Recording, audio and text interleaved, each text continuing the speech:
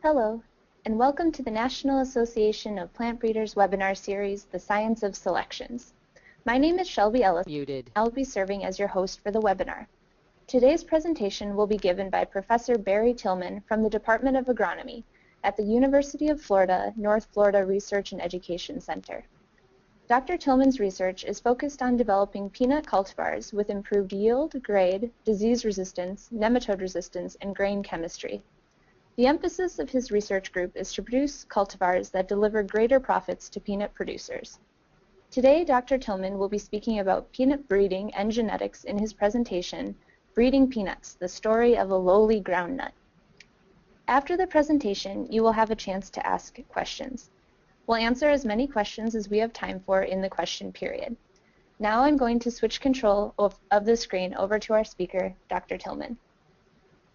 Thank you, Shelby, very much. Glad to have you all joining in to hear about peanuts. And peanut is an annual legume. Its scientific name is Arachis hypogea. It is self-pollinated, and as you can see in the picture on the top right-hand corner, it produces pegs and pods below ground, as you can see here, and flowers above ground. It is an indeterminate plant as well. As you can also see, there are newly formed pods and fully formed pods, along with flowers that have yet to form pegs and pods. It is genetically an allotetraploid with 2N4X equal 40 chromosomes, with A and B genomes that we believe came from diploid wild progenitor species. And those two diploids that led to the rise of tetraploid peanut are unknown, although there's been speculation about which ones they are. There are 66 different diploid species of peanut that are wild, and one tetraploid species that is also wild. And we've used these species in breeding throughout the years to identify traits and move in traits that are not in the tetraploid germplasm. One of those is nematode resistance. Botanically, peanut is in the Fabaceae family. It is a pea. But culinarily, we use it as a nut, as we would use walnuts or almonds or other tree nuts. In many parts of the world, it's grown as an oil crop, but in the United States, it's grown as a food crop for direct human consumption. The origin of peanut is from South America. In the areas of Bolivia, Brazil, and Argentina, there's a wide diversity of wild species that occur there, as well as land races that have been domesticated and diversified over the years. In terms of its dispersion and domestication, it moved out of South America in over several centuries into Africa, India, and Asia, as you can see these arrows pointing here, and oddly did not come into the continental United States directly from South America, but is believed to have come with the slave trade from Africa into the southeastern United States into South Carolina. You can see that its adaptation is primarily tropical and subtropical, which owes its because of its origins in those types of climates. So we don't typically find peanut growing much further north or south than about 35 degrees latitude. As I said before, peanut produces its seeds below ground. This would be on the left-hand side. You can see the ground level would be about right here. The limbs of peanut lay prostrate on the ground for the most part, although there are others that are more upright in form. The flowers would be above ground, and they would form the peg called a gynophore into the soil. In about 2 inches depth, the seeds would begin to form. And because of that, of course, we don't see anything above ground in our peanut fields. This is just an example of how peanuts are mechanically dug and inverted in today's modern agriculture. For many years, they were pulled from the ground by hand, and in many parts of the world they still are pulled that way. As you can see here in the picture on the top right-hand side, this is what peanuts look like. They're still quite alive and healthy and growing, and they would continue to produce flowers and pegs. We would terminate that crop based on the preponderance of mature pods in a sample that I'll show you in a moment. And this is how farmers today, these larger machines, are how farmers today would dig the peanuts, and these would lay in the windrow for several days prior to mechanical harvest with a combine. How do you determine maturity when the crop is underground? Is a question we always get as peanut researchers. And the answer is in the mesocarp of the peanut pod. If you look at the very bottom here, you can see a progression from an immature pod through the stages of maturity until finally, when a mature pod has a dark mesocarp. We would reveal that mesocarp by using a pressure washer. In the top left-hand corner, you see a picture of a pressure washer with peanut pods in a wire basket. The exocarp has been blasted from the peanuts with the pressure washer to reveal the inner color of the mesocarp. And you can see on this board in the middle picture, there are immature peanut pods that are moving towards maturity, and those that are more brownish and orangish in color, to those that are more black in color. So determining maturity by peanuts is not as easy as many other crops that produce above ground seeds. We do have to dig the peanuts and remove the exocarp to determine if that line or cultivar is mature. Once the peanuts have dried and been harvested in the windrow, they are dumped into wagons like these that have a false bottom where they're delivered to stations, as you see in the bottom right-hand corner, for drying. And after they're dried, they are stored in large warehouses, as you see here, awaiting shelling. So the peanuts are harvested as pods, and the shelling process would then remove the peanuts from inside the pods. In the United States, we grow about 500,000 hectares of peanuts, and the crop acreage is concentrated in the southeastern coastal plain, all the way from Mississippi through to the southern parts of Virginia. As you see here, the coastal plain of the United States has a high concentration of peanut production. There also are pockets of production out in western part of Texas, as you see here. And all of the Texas production in this area is irrigated, whereas about 40 to 50% of the peanuts in this southeastern coastal plain area are irrigated. The remainder would be grown under rain-fed conditions. About 4 states produce 80% of the U.S. peanuts on average. This is 2010 to 2014 USDA data. Georgia is by far the largest producer. About 43% of the planted acreage is in Georgia. Alabama, Florida, and Texas are similar in their peanut acreage, followed by North Carolina and South Carolina. And then other states produce a very small percentage of the peanuts in the U.S. Around the world, about 24 million hectares of peanut are produced. And you can see there are heavy concentrations in sub-Saharan Africa, right in here, large concentrations in India and in China, some in the middle part of Argentina, a little in Brazil, and you can see here, again, the southern coastal plain of the United States. Graphically looking at the production, China is by far the largest producer of peanuts in the world. And if you combine India and China together, they produce the majority of the world's peanuts. Another interesting fact here is that most of the other countries that produce small quantities of peanuts are in Africa, a few in Asia. The United States is here, number 4 in total production in the world. Argentina is here. These two areas of the world produce peanuts in commercial and much more modern fashion than most other parts of the world, where hand labor and hand harvest are still heavily involved in the production of peanut. In the United States, which is where I'll focus most of my work, peanuts are divided into 4 market types. And these are market types based on the USDA definitions of how peanuts are sold in the marketplace. The majority of the peanuts grown in the United States are the runner type, as you see here. The second most common type grown are the Virginias, and they are much larger than the runner types. The fourth most common type are Spanish types. They are the smallest of those 3. And the Valencia types that might, as you notice, have a longer pod have 3 to 4 seeds per pod, whereas the other 3 have only 2 seeds per pod. And they would be the last category in terms of the numbers of acres grown. Runner types are used primarily for peanut butter and oil and candy. And by far, peanut butter is the #1 product produced from peanuts in the United States.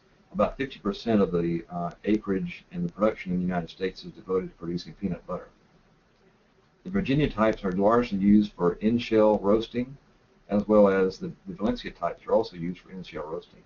You'll notice that the dark seed here would have a red color if it were in color in this picture. You might see either of these if you buy peanuts at a sporting event or something like that. The types that you see in restaurants nowadays, some of the steakhouses have peanuts out front, are typically the Virginia types.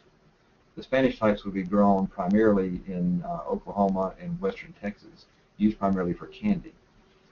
My peanut breeding program focuses primarily on the runner types. About 85% of our effort is in runner type peanuts, about 10% in Virginia types, and about 5% in the Valencia types. There's one botanical type that we do not grow commercially, and that's the hirsuta type here. Otherwise, the other three botanical categories do have market types that are grown in the United States.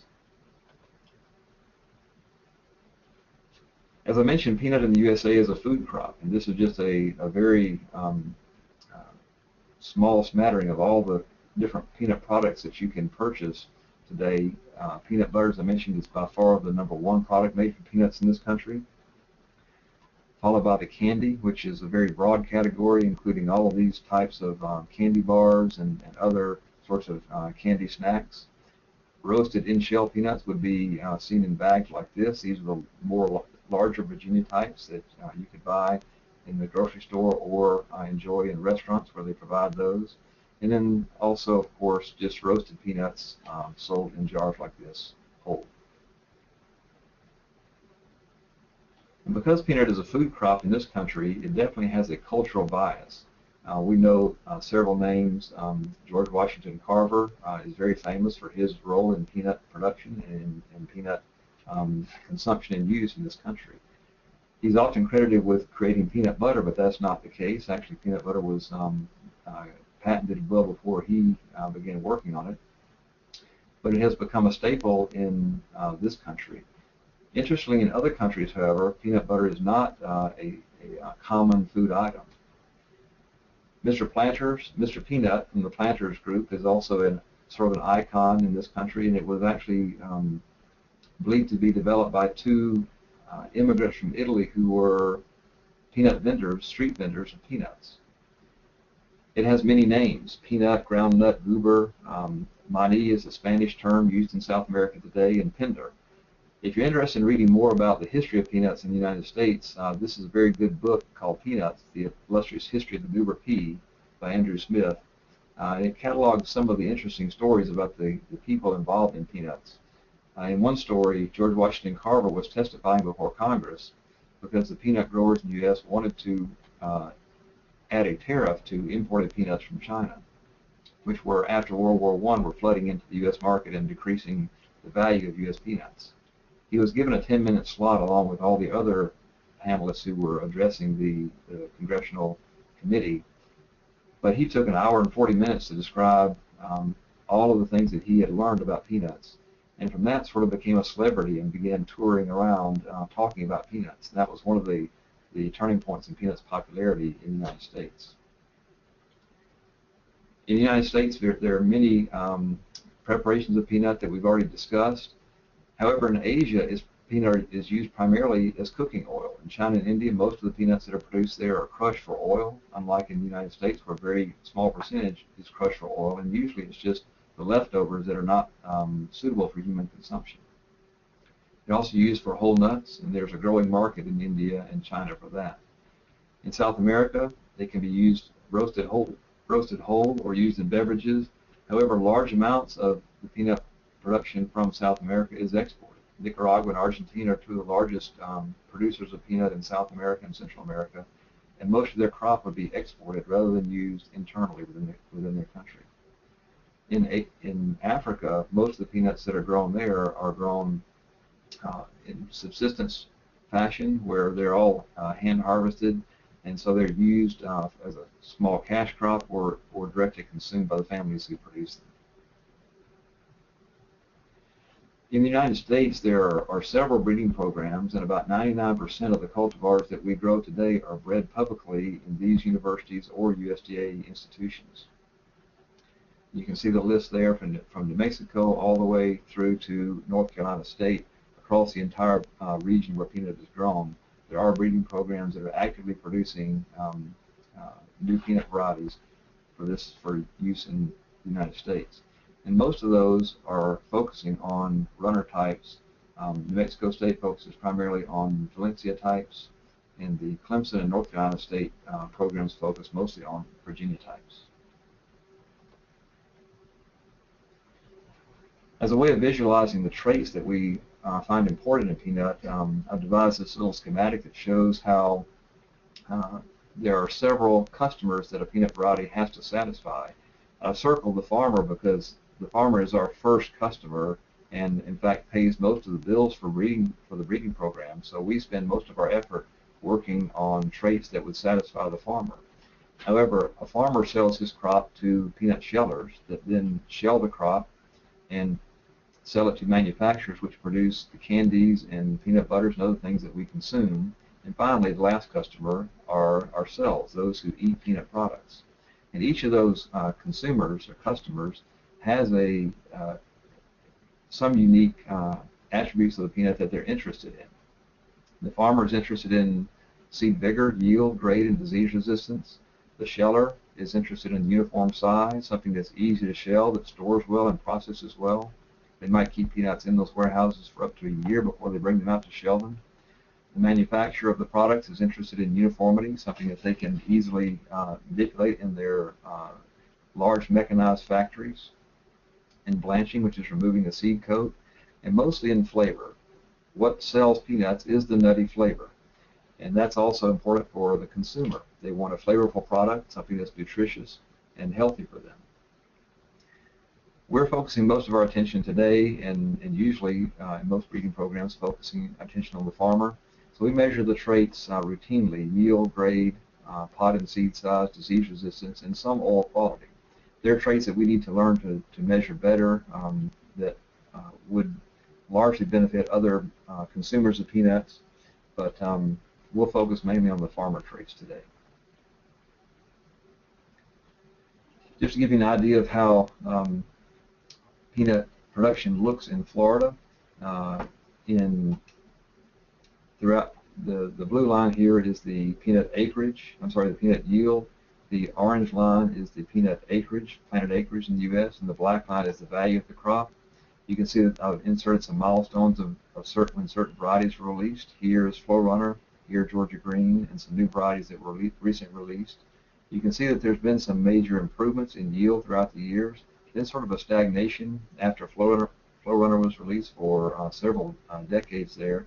And lately, in the past few years, we've seen an uptick in peanut yields. And we'll talk a little bit about why we think that's the case. The value of peanut is about $400 to $600 per ton in the shell. In 2012, in Florida, the crop was worth about $170 million. So yield is our number one trait, and we're pushing to improve that. In addition to yield, the grade that I mentioned is also important for growers. The grade is determined by USDA inspectors at the time the peanuts are delivered to a buying point, and USDA inspectors would sample the load of peanuts and grade them to determine the total sound mature kernel percentage. We usually loosely use the term grade to talk about TSMK percentage, and that ranges from about 74 to 80% TSMK, and every point of TSMK is worth about $5 in value to the grower. So that's why this trait is important. Growers typically see this number first before they ever are calculating yield from their production acreage. This is just an example of the partial outturn from the grading process. There are two varieties here, C99R and Georgia Green, just indicating how they produce different numbers of seed size. So the mediums, number ones, mediums, and jumbos are different size peanuts, and each variety produces a different percentage of those different seed sizes. And the screen sizes here are in inches, 16/64 of an inch, 18/64, and 21/64 of an inch. So peanuts are sized by the industry in this way, and we use the same process in our breeding program to identify those genotypes that have not only high yield, but the higher grade values as well, so that farmers, when they harvest that crop and it's graded in the buying points, they're sure to have the highest grade possible. So in addition to yield and grade, we're also focusing on disease resistance. In peanut, interestingly, we don't have very many examples at all of disease resistance that is qualitative in nature, meaning single gene, gene for gene type resistance. Most of the resistance that we work with is really a scale of susceptibility. And there are no examples really of immunity to any of the diseases that we work with on a regular basis. One exception to that would be nematode resistance. There has been a gene introgressed from the wild species into cultivated peanut that does show near immunity to root knot nematode in the southeast. However, the other diseases that I'll talk about, we don't have that same sort of genetic resistance. What we're really trying to do is make sure the variety is not extremely susceptible to a prevalent disease. Growers of peanut typically apply 6 to 8 sprays of fungicides per year to control the fungal diseases that we'll talk about. And they do other things like crop rotation to minimize other diseases that could occur. And I like this quote by Andrus from 1953 that says, if a new disease-resistant variety is to be acceptable to farmers, it must yield fully as well as the old susceptible variety in all features that influence the net value of the crop, even when disease is absent. We see that to be true in peanut when we have in the past released varieties solely based on their disease resistance. If they didn't perform as well in agronomic yield and grade, they were not adopted as readily by the farmers. Farmers would typically grow a variety with less disease resistance if its agronomic performance could be was superior and it could be protected with fungicides or other methods such as crop rotation.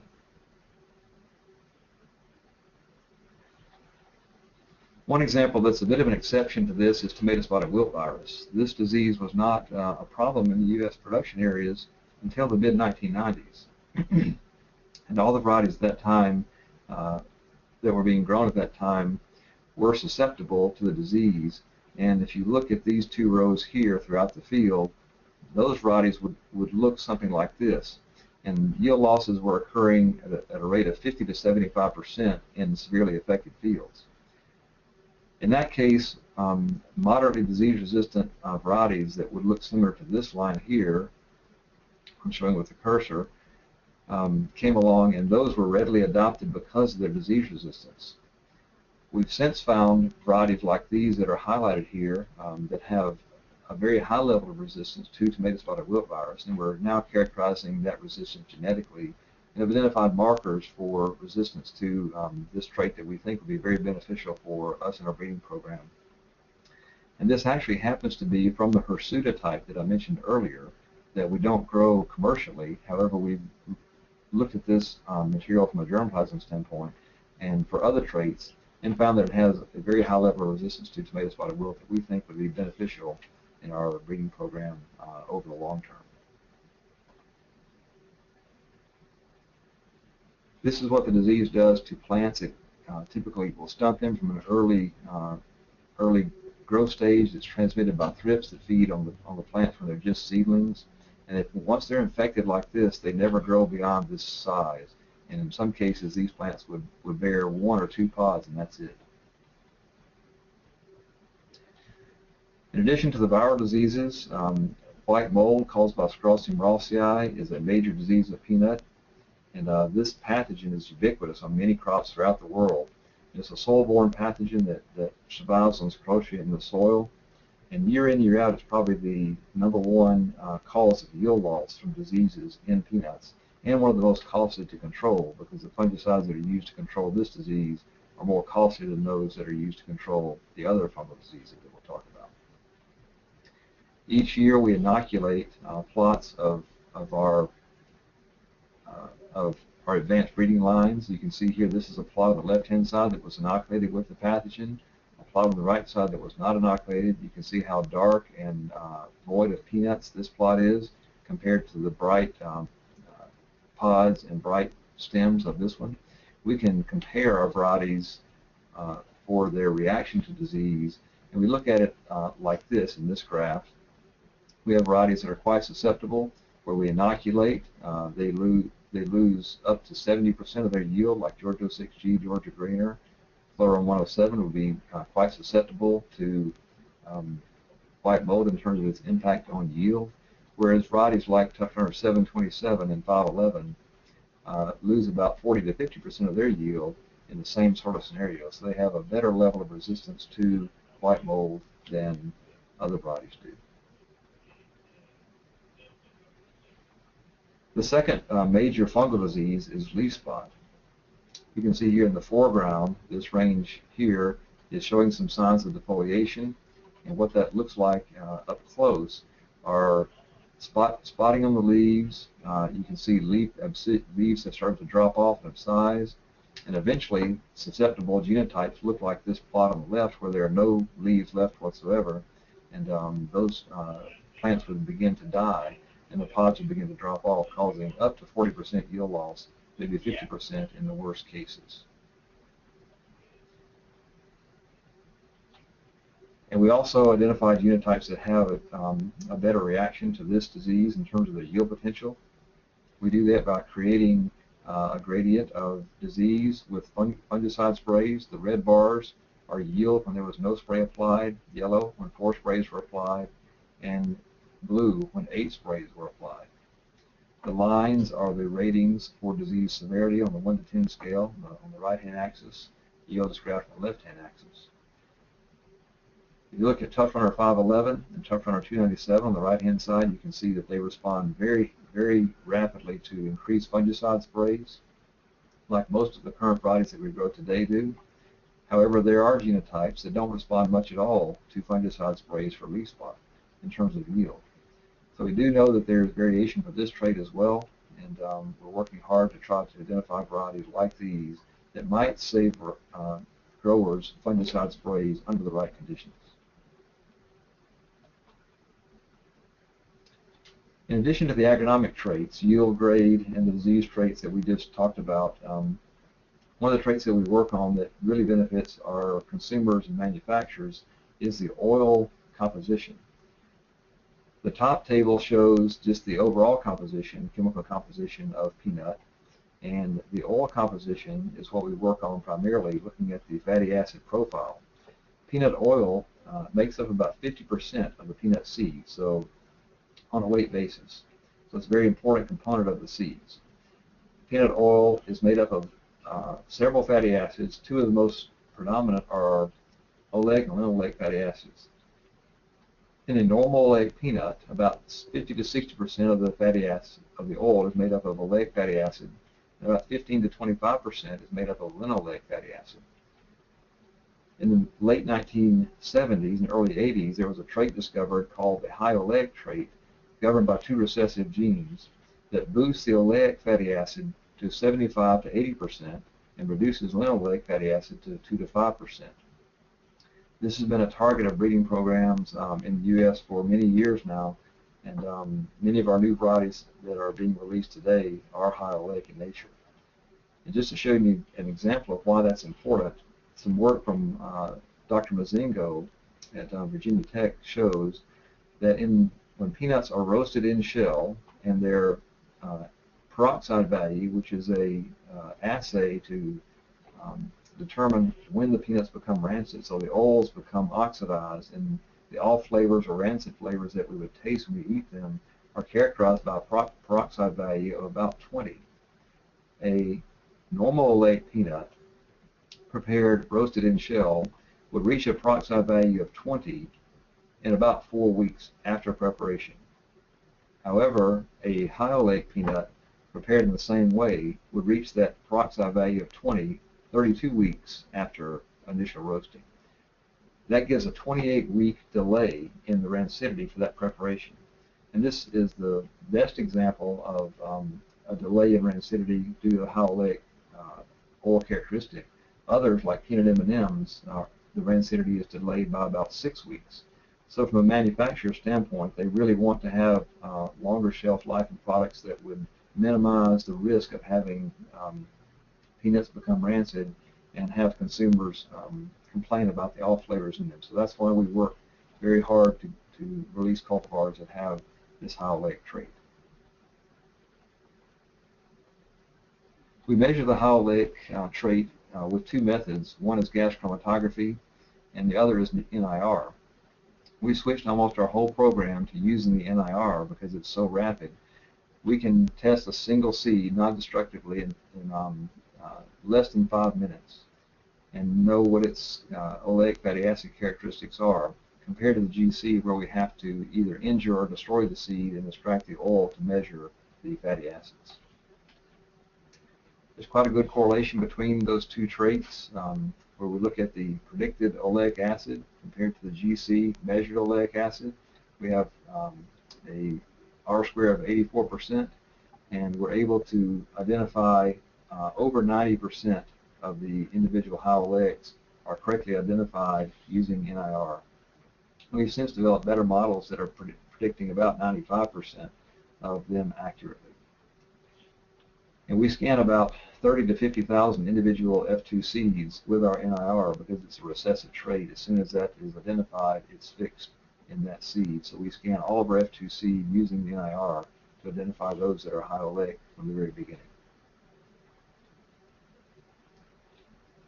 Now switching into our breeding program and philosophy, as Shelby mentioned, our entire goal is improved cultivars. With no private companies in the peanut breeding business, our goal is to develop cultivars that our growers will use. We have a very close tie to the peanut industry and the peanut seed certification industry as well for using our cultivars.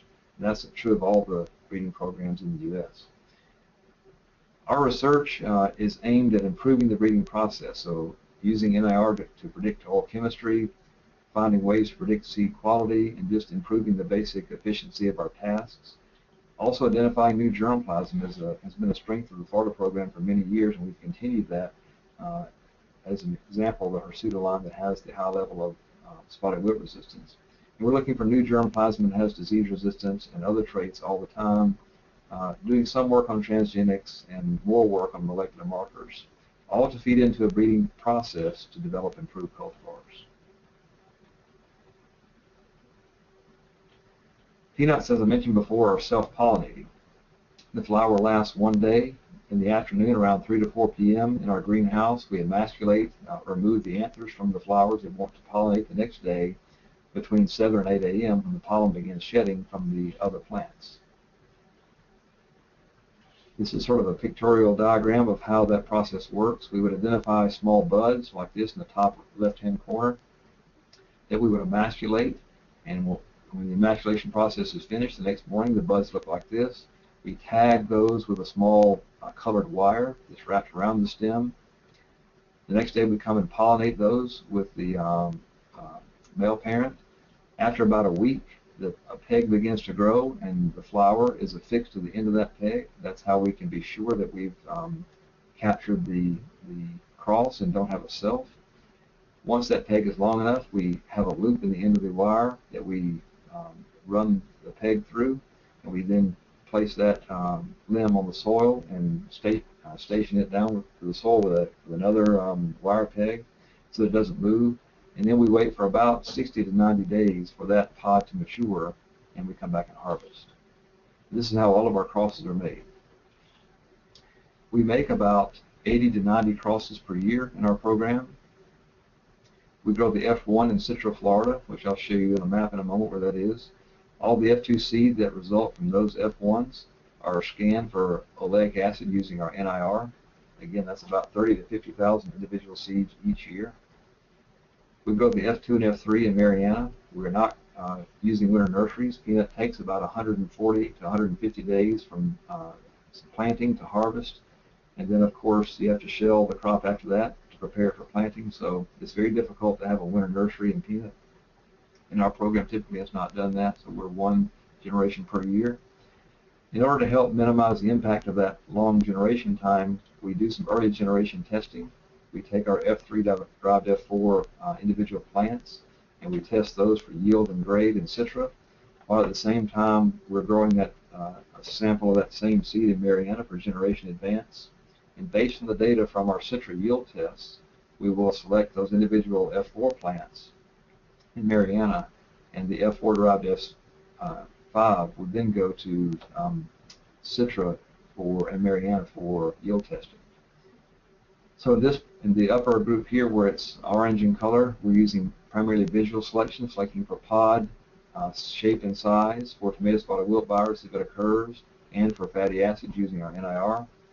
And then we're using data-driven selection in this blue part here, looking at yield and grade, then beginning to test for leaf spot and nematode resistance and CBR and other diseases that we've mentioned, and continuing to test for yield in the later generations up through the F4-derived F8 and F4-derived F9.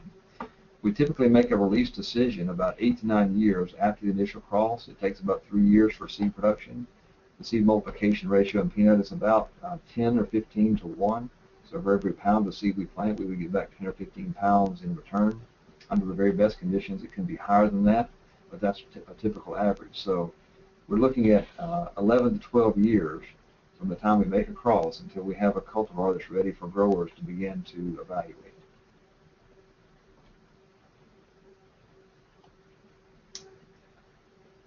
We test throughout the Panhandle of Florida and North Florida. You can see here our breeding and testing site in Jackson County, which is where I'm located.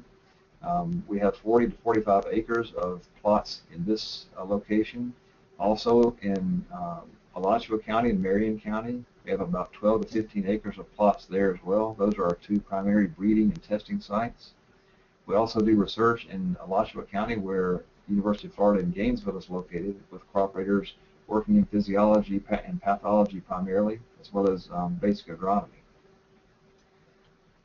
Other primary testing sites are here in the western Panhandle in Santa Rosa County, also in Suwannee County in this area here, where there's a concentration of peanuts grown. We also do on-farm testing, so part of my appointment is extension as well. So we partner with county agents in several counties here in Santa Rosa County, Washington County, Jackson County, Columbia County, to grow on-farm tests. So we take our cultivars that have been recently released and ask farmers to plant those in 5-acre size plots for them to evaluate on a farmer scale, and use those as backdrops for field days to describe what those new varieties can do and what their performance is in our conditions.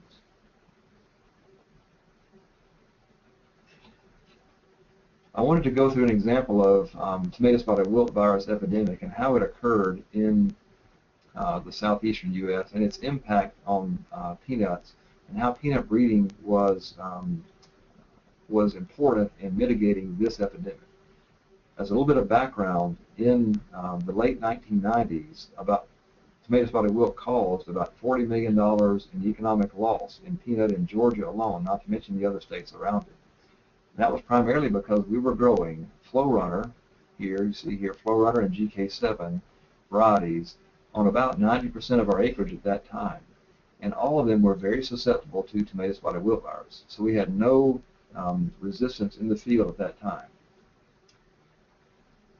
Back in the early 1970s, my predecessor, Dr. Dan Gorbuck, began searching for leaf spot resistant material, because not only was Flow Runner and those types resistant to or susceptible to tomato spotted wilt, but they were also very susceptible to leaf spot.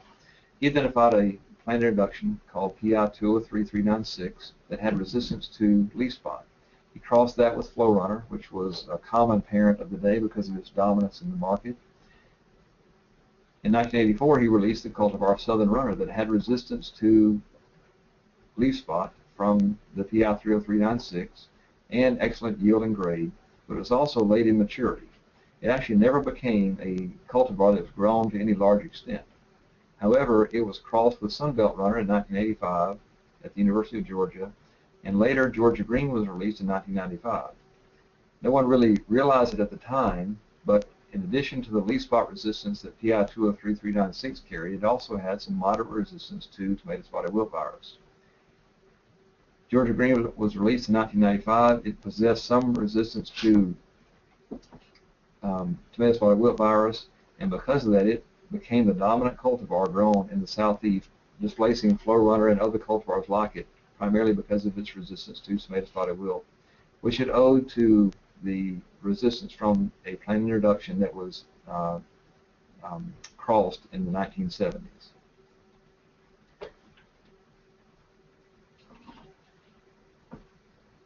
So not only did this plant introduction have excellent provide excellent disease resistance to tomato spotted wilt, but as you'll see here, it also appears to have provided some increase in yield as well.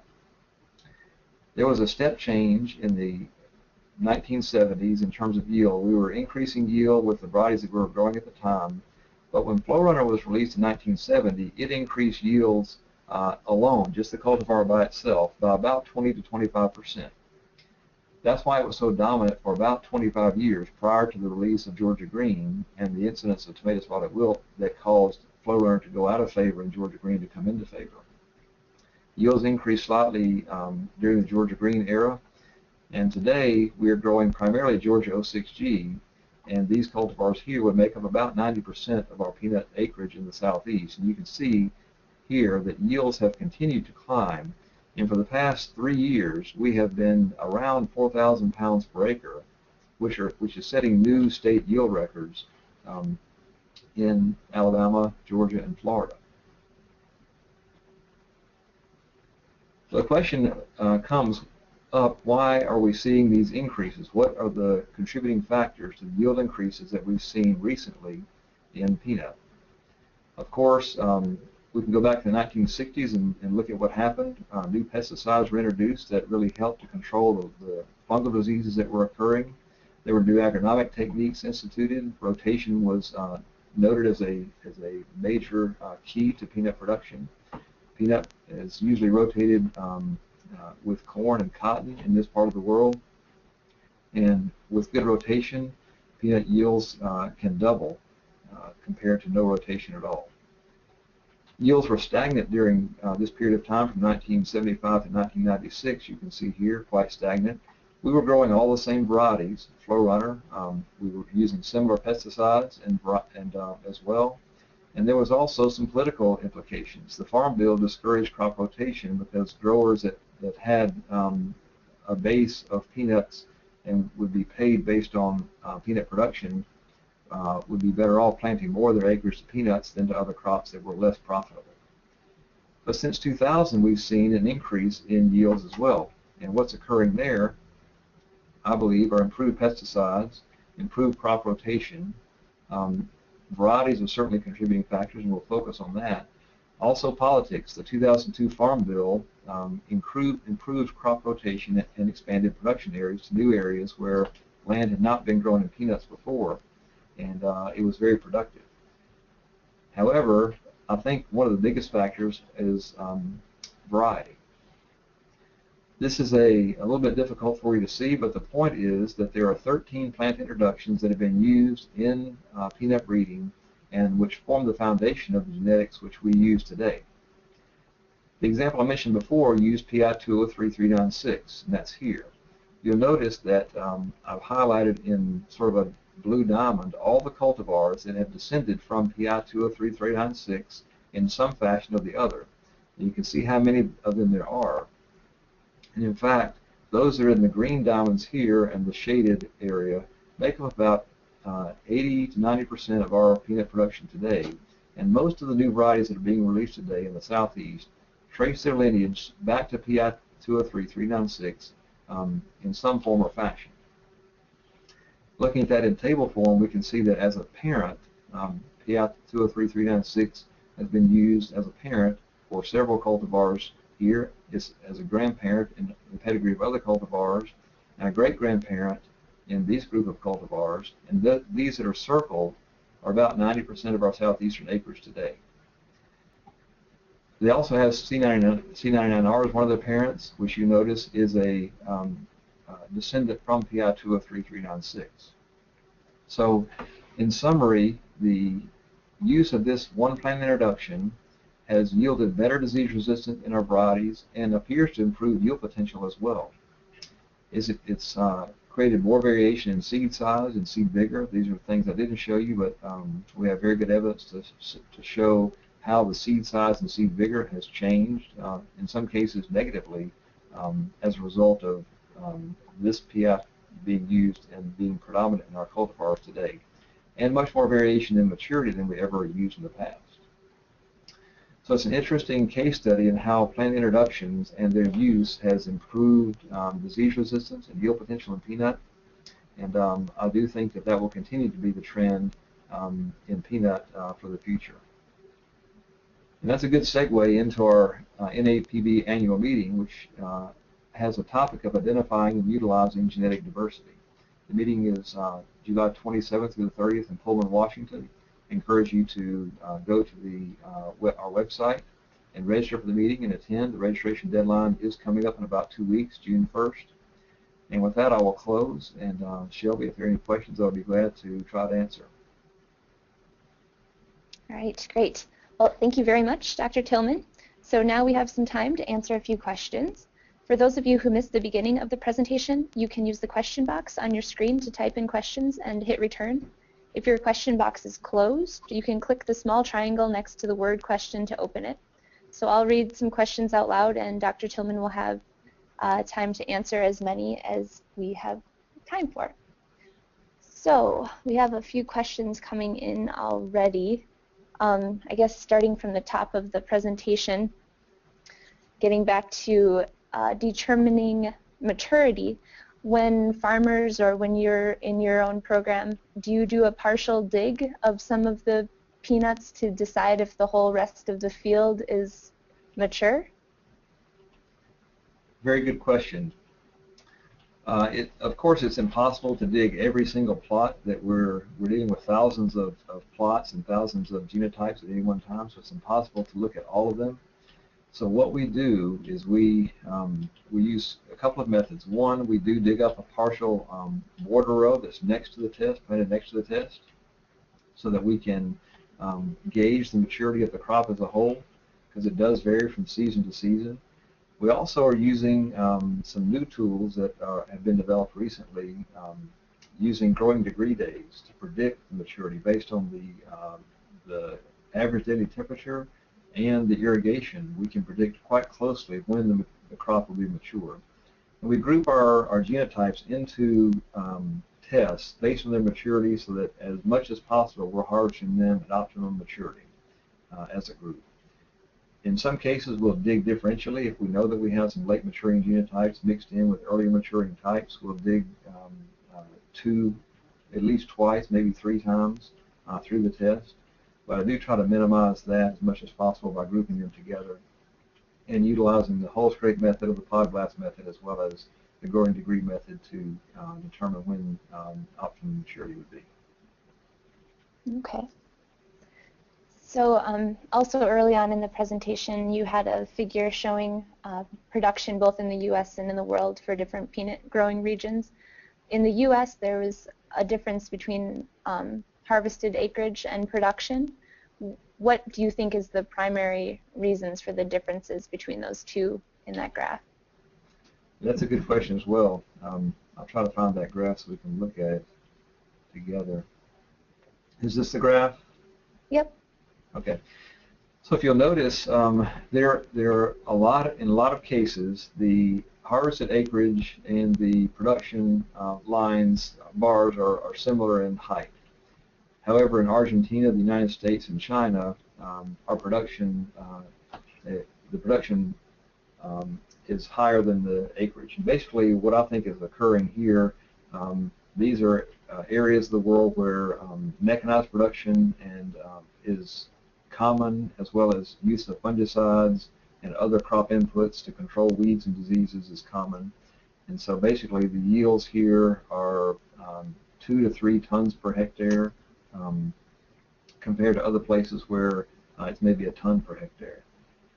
So definitely, I think that mostly has to do with the technologies that are available, irrigation that's available in the case of the United States, and just overall production technologies, which would include varieties as well, improved varieties. Sure. So we have a question about where the 4 common peanut types, where do the names come from, those 4 common types? The Valencia and That's Spanish. a good question. I'm not sure about the origins of those. I do know that there are various speculation. The runner types tend to be prostrate in their growth habits, so they run on the ground, so to speak. The limbs lay flat on the ground and run. The Virginia types, presumably because they're grown primarily in the Virginia, Carolina area, would have retained the name. And I'm not sure about Valencian Spanish. I'm not sure, to be honest with you. All right. So are there many molecular markers available for the traits in peanut, and do you use them in your breeding program? Another excellent question. Peanut has lagged behind other crops in terms of development of molecular markers. Just in the past 5 years, however, the industry as a whole has banded together to identify markers and utilize genomic technology. As a routine, however, I don't think there are any breeding programs in the U.S. that are routinely using markers for anything other than the high-leg trait and the nematode trait. Those two, there are good markers for those two traits, although there is a need for, in the case of the nematode, for finding markers that are more closely linked, because we do have some dissociation of the markers and the traits, so we know there's some distance between them.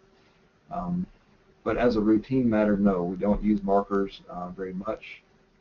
We do use them occasionally, primarily for the nematode marker, but again, there are some issues with that one. So in peanut, it still is a work in progress. We do have markers that we have populations that we're working on developing markers for white mold resistance and tomato spotted wilt virus resistance.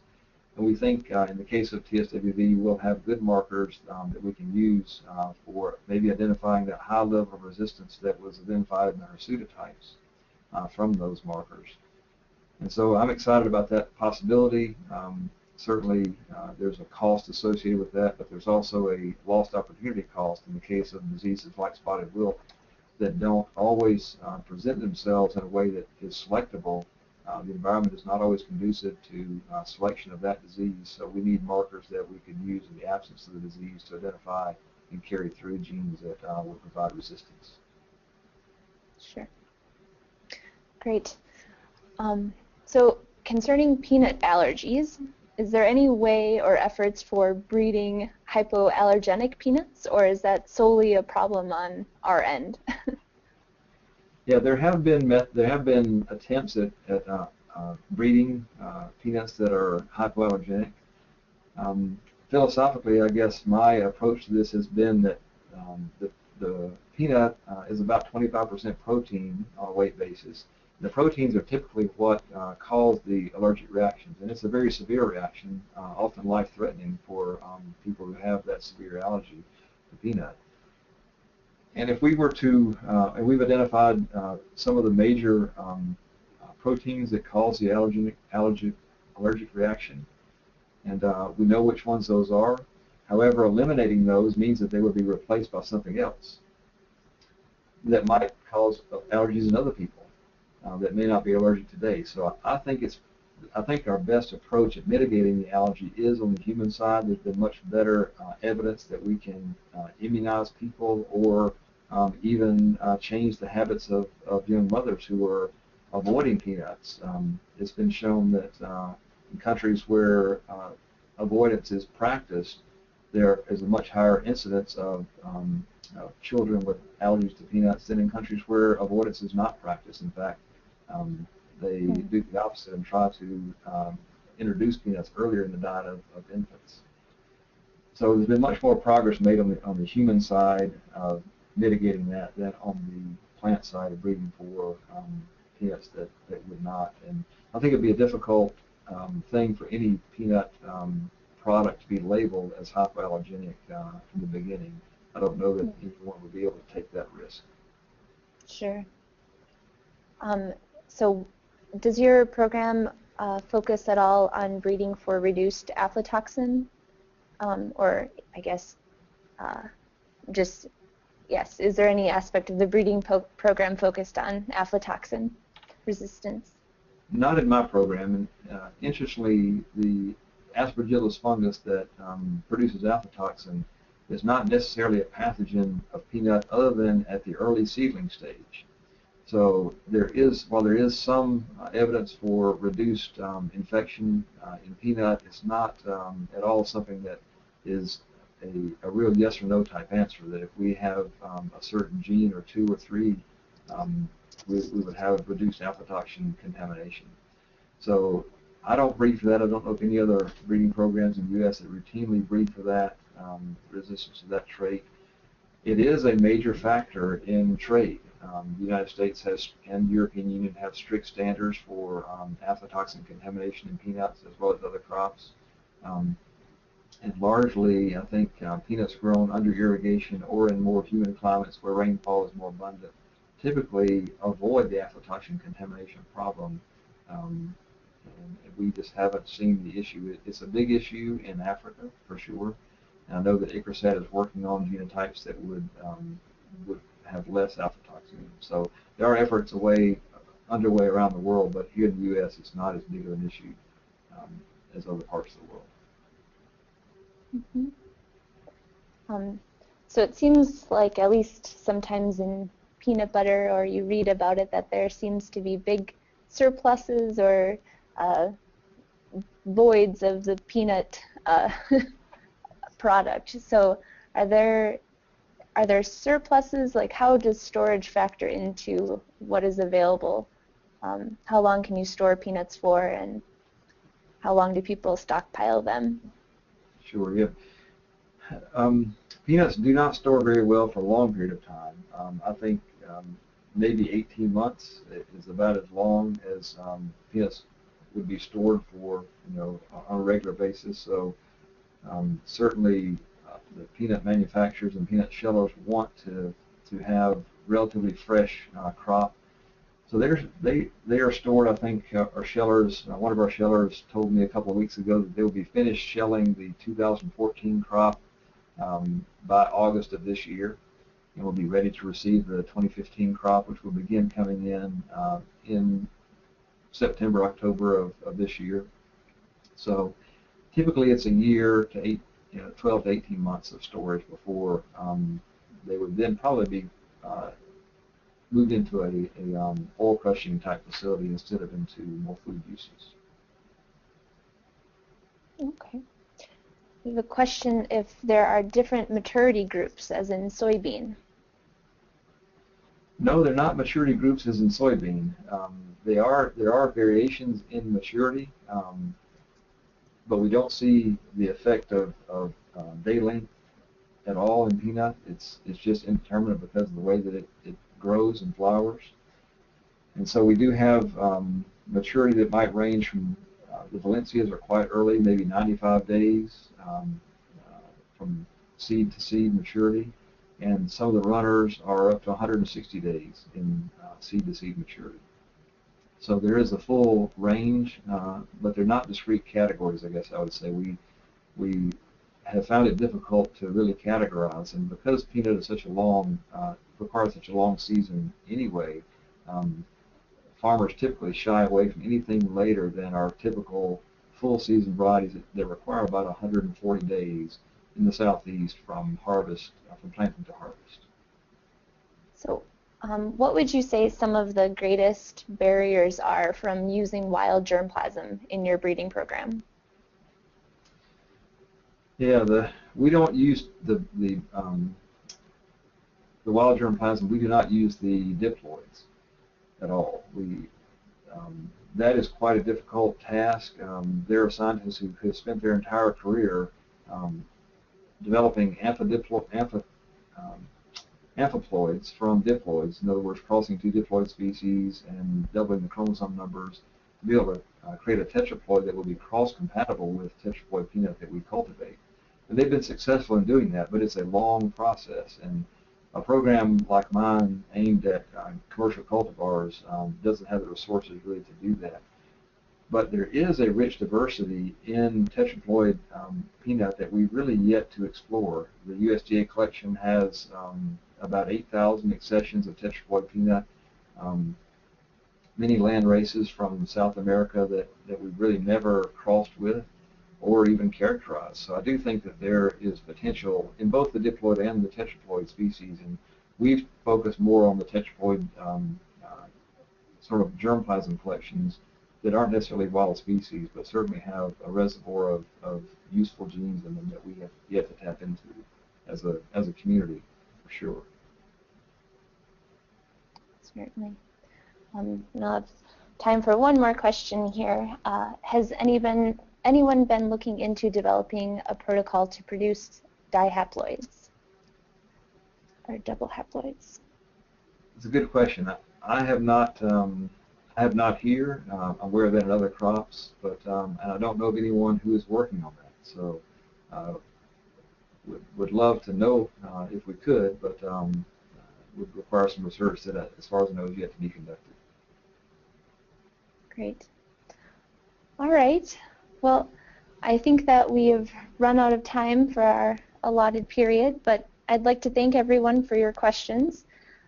As a reminder, a recording of this webinar, as well as all the other webinars from this series, will be available at eextension.org, at Plant Breeding Genomics, and also at the National Association of Plant Breeders website, which is plantbreeding.org.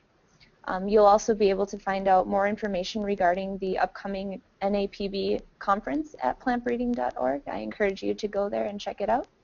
So thank you very much again for the presentation, Dr. Tillman. I learned a lot about peanuts, and thank you to our audience for coming.